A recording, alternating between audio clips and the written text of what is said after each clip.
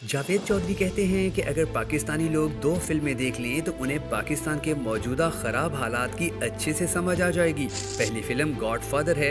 इस फिल्म ने पूरी दुनिया की फिल्म इंडस्ट्री को मुतासिर किया। कहा जाता है कि इस फिल्म ने अपने ज़माने में $517 मिलियन कमाए। इस फिल्म में दिखाया गया था कि अतालवी माफिया किस तरह जुर्म, सियासत और ब्यूरोक्रेसी को एक दूसरे के साथ जोड़ता है और ये लोग अपना मकसद हासिल करने के लिए सिस्टम और मुआशरे को किस हद तक शेप कर देते हैं।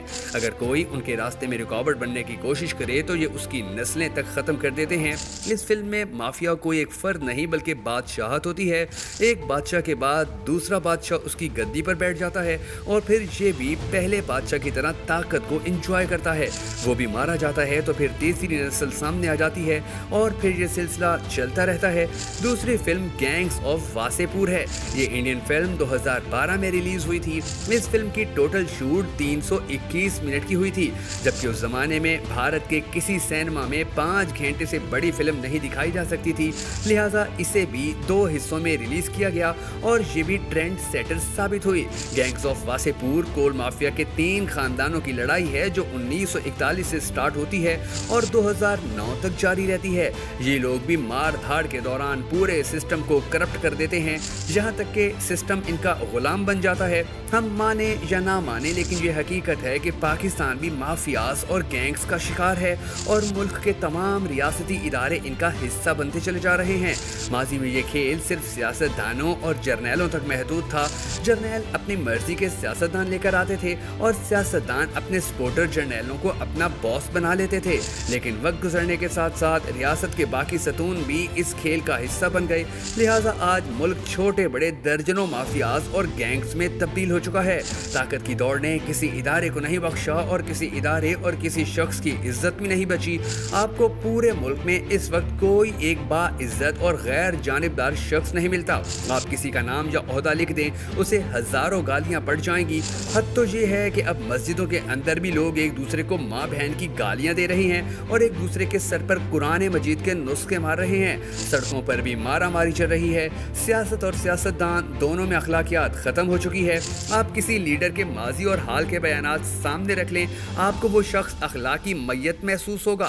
मुल्क में इस वक्त 5 बड़ी सियासी जमातें हैं। आप इन तमाम जमातों की क़यादत के सिर्फ 2 साल पुराने क्लिप्स निकाल लें और इनके आज के ख्यालात सामने रख लें। आपकी आंखें जलने लगेंगी और कानों से धुआं निकलने लगेगा। ये लोग किस तेजी से गैंग बनाते हैं और फिर मकसद के बाद किस तरह एक दूसरे के जानी दुश्मन बन जाते हैं, ये हैरान कुन है। लिहाजा ख्वाह इमरान खान हो या आसिफ अली जरदारी, नवाज शरीफ, चौधरी शुजात और मौलाना फजलुर रहमान हो, ये अखलाकी लिहाज से फौत हो चुके हैं और इनकी वजह से मुल्क में पहले ब्यूरोक्रेसी खत्म हुई और अब अस्करी और अदालती इदारे भी खत्म हो रहे हैं। 2008 में मियां नवाज शरीफ को इसलिए वजीर आजम नहीं बनने दिया गया था कि ये एक्सटेंशन के खिलाफ थे, जबकि सदर जरदारी बे इंतहा लचकदार हैं। ये इक्तदार के लिए ताहयात एक्सटेंशन तक दे सकते हैं।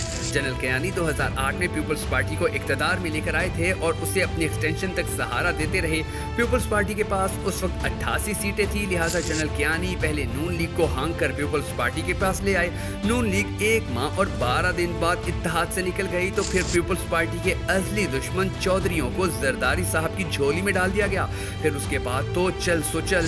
जनरल राहिल शरीफ एक्सटेंशन चाहते थे मगर नवाज शरीफ तैयार नहीं थे। चनाचा इमरान खान को इस्लामाबाद में बिठा दिया गया। इमरान खान नवाज शरीफ को नहीं हटा सके और जो एक्सटेंशन ना हो सकी, जनरल बाजवा एक्सटेंशन के लिए शहबाज शरीफ की सूरत अपना वजीर आजम ले आए थे और जब तक एक्सटेंशन नहीं हुई ये शहबाज शरीफ की हर हमाकत और कौम के साथ हर जुल्म चुपचाप बर्दाश्त करते रहे। इमरान खान इस गेम को समझ गए थे। चनाचा उन्होंने जनरल फैज हमीद की शक्ल में अपना आर्मी चीफ तैयार करना शुरू कर दिया और जनरल फैज ने अपने लिए 8 साल की प्लानिंग कर ली थी। 2022 में आर्मी चीफ, 2024 में इमरान खान की दूसरी टर्म, 2025 में एक्सटेंशन और सदारती निज़ाम, 2028 में इमरान खान की छुट्टी, एमरजेंसी का नफाज और फिर जनरल फैज हमीद रूसी सदर ब्यूटन की तरह ताहयात सदर। यानी जनरल फैज ने खुद ही अपना फैसला कर लिया, लेकिन नवाज शरीफ ने गेम बदल दी और उसके बाद नवाज शरीफ के साथ क्या हुआ ये किस्सा वो अब अपनी प्राइवेट महफिलों में सुनाते रहते हैं। सुप्रीम कोर्ट भी इस मामले में पीछे नहीं रही। इफ्तिखार चौधरी ने अपने ज़माने में जजेस के बजाय चीफ जस्टिस मुंतखब करना शुरू कर दिए थे। ये जजेस की तारीख पैदाइश देकर उन्हें तरक्की देते थे।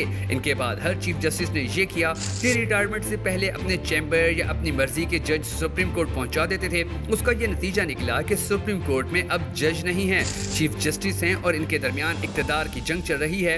ब्यूरोक्रेट 60 साल से सियासतदानों की खिदमत कर रहे हैं। इस वक्त भी ब्यूरोक्रेसी मरियम नवाज और बिलावल भुट्टो में तकसीम है, क्योंकि इन्हें इन दोनों में अपना मुस्तकबिल दिखाई दे रहा है। जबकि ये दोनों मेजर जनरल्स की तारीख पैदाइश और ज्वाइनिंग डेट्स देखकर उनके खानदानों से ताल्लुकात वाबस्ता करते हैं।